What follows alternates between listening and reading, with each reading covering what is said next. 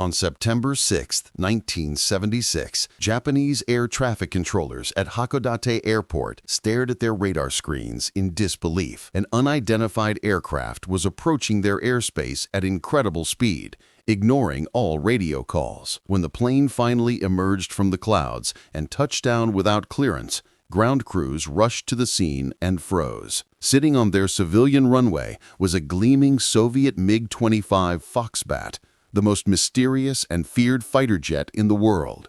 And climbing out of the cockpit was a young Soviet Air Force lieutenant named Viktor Belenko, who had just pulled off one of the most audacious defections in Cold War history. What happened next would shatter Western intelligence assumptions, expose the reality behind Soviet military propaganda, and fundamentally change how both superpowers designed their fighter aircraft. This is the story of the defection that changed everything. Viktor Ivanovich Belenko was born in 1947 in the Russian Far East, in a region still recovering from the devastation of World War II. Like many young Soviet men with limited opportunities, he joined the military, and his natural aptitude for flying eventually landed him in the cockpit of the MiG-25, the Soviet Union's premier interceptor. To the west, this aircraft was a technological marvel, a titanium monster capable of flying at Mach 3 and altitudes above 80,000 feet.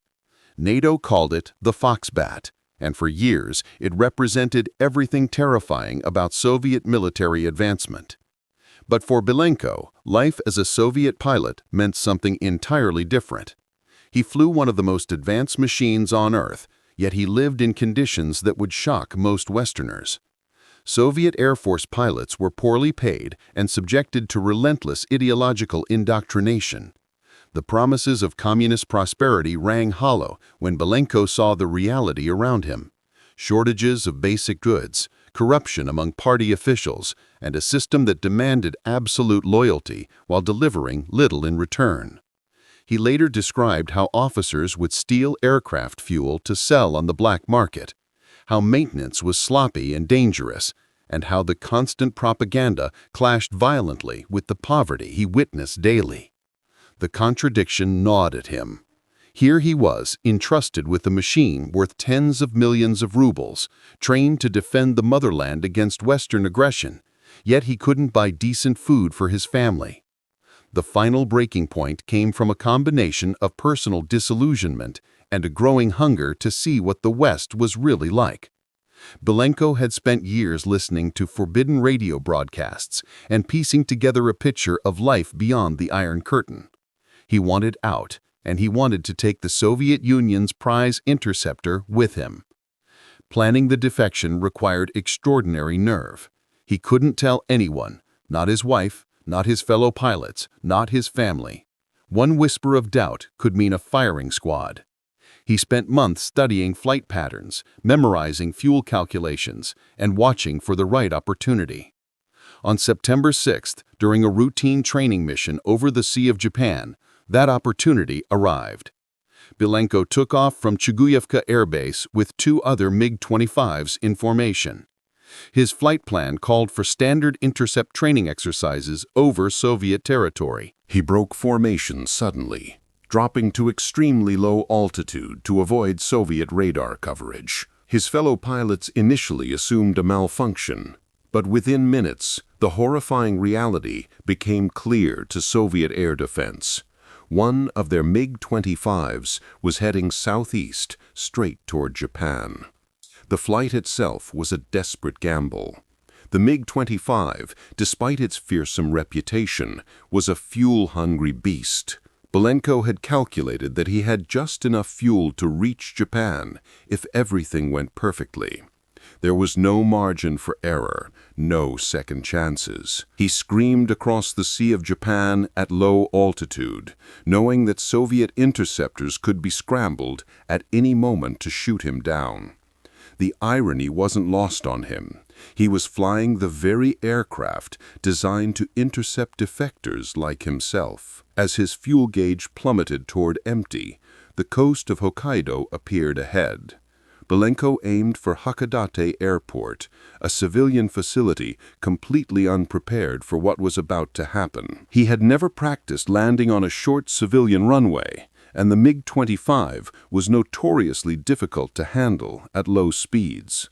With his engine sputtering from fuel starvation, he brought the massive interceptor down hard on the runway, blowing out the tires and sliding to a stop. Ground crews and passengers scattered in panic as this menacing Soviet war machine sat steaming on the tarmac. Belenko climbed out, pistol drawn, unsure if he was about to be captured by Japanese authorities or killed by Soviet agents. In broken English and frantic gestures, he made his intentions clear. He was defecting, and he wanted asylum in the United States. The diplomatic explosion that followed was immediate and chaotic. The Soviet Union demanded the immediate return of both pilot and aircraft, claiming it was a navigational error. They sent high-level diplomats to Tokyo, alternating between threats and pleading. But the Japanese, caught in an incredibly delicate position, allowed American intelligence officials access to inspect the aircraft. For the CIA and U.S. Air Force, this was an intelligence windfall beyond their wildest dreams. For years, Western military planners had built entire defense strategies around countering the MiG-25. Satellite photos showed it was enormous. Radar tracking confirmed it was blindingly fast. NATO believed it was constructed primarily of titanium, powered by advanced engines, and equipped with sophisticated avionics that gave Soviet pilots a massive advantage. The Pentagon had even rushed the development of the F-15 Eagle specifically to counter this Soviet superfighter. What American engineers discovered when they finally tore into the MiG-25 shocked everyone. The aircraft wasn't the technological marvel they'd feared. It was something far more interesting and, in some ways, more impressive. The Soviets hadn't built a space-age fighter.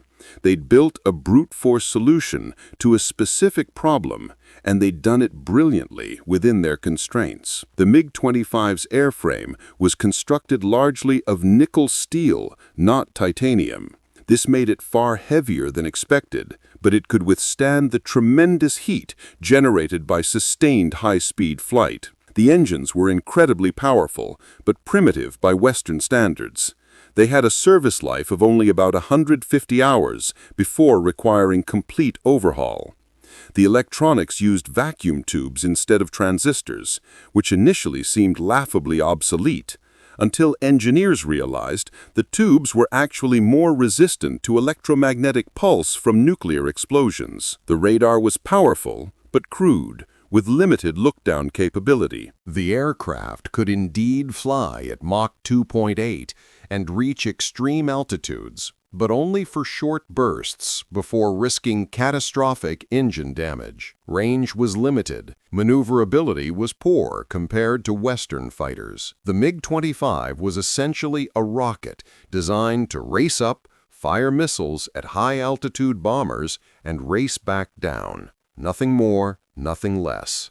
But here's what made the discovery so significant. The Soviets had designed exactly the aircraft they needed with the technology they had available. While the West had overestimated Soviet capabilities, they'd underestimated Soviet pragmatism. The MiG-25 wasn't meant to dogfight. It was meant to kill American B-70 Valkyrie bombers and SR-71 Blackbirds. When the B-70 program was canceled, the MiG-25 remained in production anyway, becoming a symbol of Soviet air power even as its primary target disappeared.